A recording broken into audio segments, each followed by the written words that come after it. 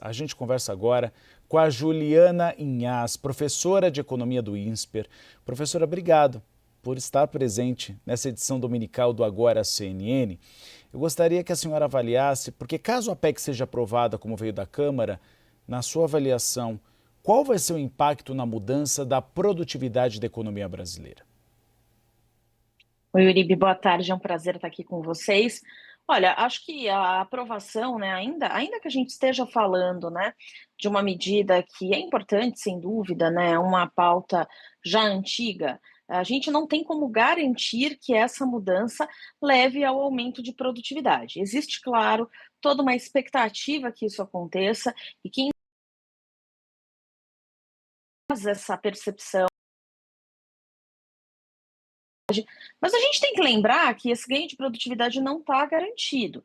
Num primeiro momento, o que acontece já nesse período, né, de transição, 60 dias após a promulgação, é que no final das contas a gente vai ter pessoas trabalhando 2 horas a menos e que não necessariamente vão continuar trabalhando ou produzindo o mesmo que produziam antes com essas 2 horas de redução aí na jornada.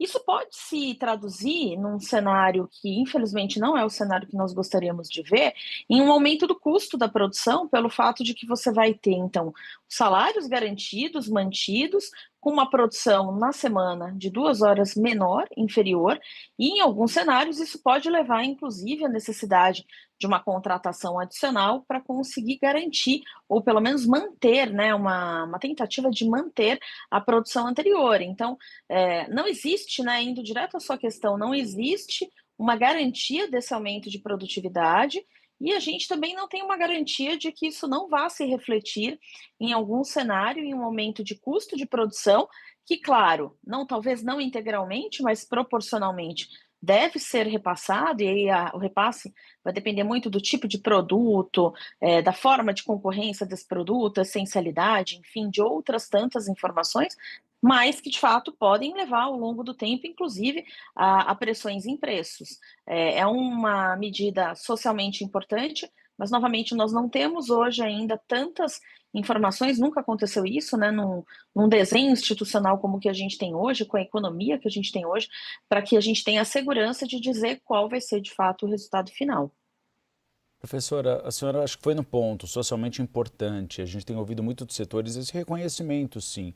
Porque para que os maiores afetados pela 6x1 são as mulheres mais pobres desse país e que poderiam ter um tempo maior para estudos, para ficar com a família, para se cuidar. Seria um bom momento para isso. Mas a grande crítica que eu tenho ouvido é esse período de transição, que surpreendeu até o Palácio do Planalto. Quando a gente conversa com algumas fontes, eles diziam, nossa, 2 meses para reduzir de 44 horas semanais para 42 horas semanais. Nem o governo federal esperava essa transição. Como você vê esse período pequeno e seria adequado que fosse um período um pouco maior para que os setores, principalmente de serviço, se adaptem a essas novas escalas e também planilhas de custo? Olha, eu acho que sim, especialmente porque se o nosso objetivo realmente for aumentar a produtividade, esse aumento de produtividade ele precisa ser planejado, ele precisa ser programado. Então, em alguns setores, esse aumento de produtividade acontece com mais máquinas, mais equipamentos, mais tecnologia. Em outros setores é qualificação, mudanças do processo produtivo como um todo. E essas mudanças em específico, para que a gente consiga colher esses ganhos de produtividade, elas não são rápidas, né? Na maior parte das vezes, inclusive, elas são relativamente demoradas, porque você precisa ter capital para fazer os investimentos necessários, você muitas vezes vai precisar treinar a sua mão de obra, então isso não é imediato. Então, sem dúvida, um período de transição muito curto, ele, claro, e a gente entende muito bem porque esse período é curto, né? Existe uma necessidade de retornar à sociedade algum tipo de benefício dessa mudança, né? A gente está num ano em que essas medidas realmente são colocadas muito rápido e implementadas de uma forma muito rápida, mas é importante a gente lembrar, nesse cenário, que nós temos sim uma necessidade de adaptação ao longo do tempo. É, um período de Eu acho adaptação que de sim. fato. E a oposição, professora, e alguns setores empresariais, eles têm defendido um texto alternativo, que é aquele que privilegia as negociações entre o empregador e o empregado e que também paga pelas horas trabalhadas. A senhora vê como mais vantajoso esse outro modelo? Olha, é uma alternativa, né, sem dúvida, a gente está falando de possibilidades, né, o pagamento por horas trabalhadas é também uma possibilidade.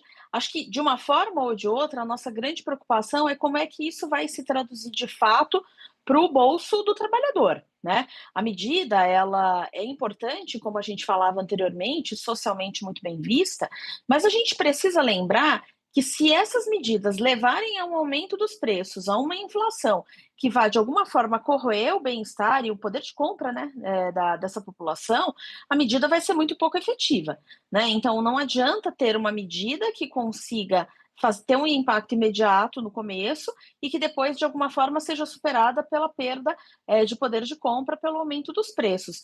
Então, outros modelos, claro, são bem-vindos, acho que todas as discussões são muito válidas, mas todas elas deveriam passar pelo processo primeiro, da gente compreender o que torna a sociedade brasileira uma sociedade de renda baixa, porque as pessoas trabalham bastante e muita gente vai continuar tendo jornadas duplas, triplas, justamente porque a renda é baixa. Então, acho que passa pelo processo de nós compreendermos o porquê que a renda é baixa e de nós entendermos como a gente consegue fazer essa renda aumentar. Essa renda não necessariamente vai aumentar reduzindo o número de horas trabalhadas, né? Se a gente, novamente, não traduzir isso em ganho de produtividade, e aqui independe se a gente está falando de uma escala 5 por 2, se a gente está falando de descansos em 2 dias seguidos ou não, se a gente está falando de trabalhar por horas ou não, independente do modelo que a gente escolha, é importante que a gente tenha noção que essa sociedade só vai melhorar a partir do momento em que nós conseguimos ter produtividade e que a renda aumente. E esse aumento, novamente, ele não é imediato, ele não acontece necessariamente no curto prazo. Os debates são todos interessantes, mas a gente tem que levar em consideração essas limitações.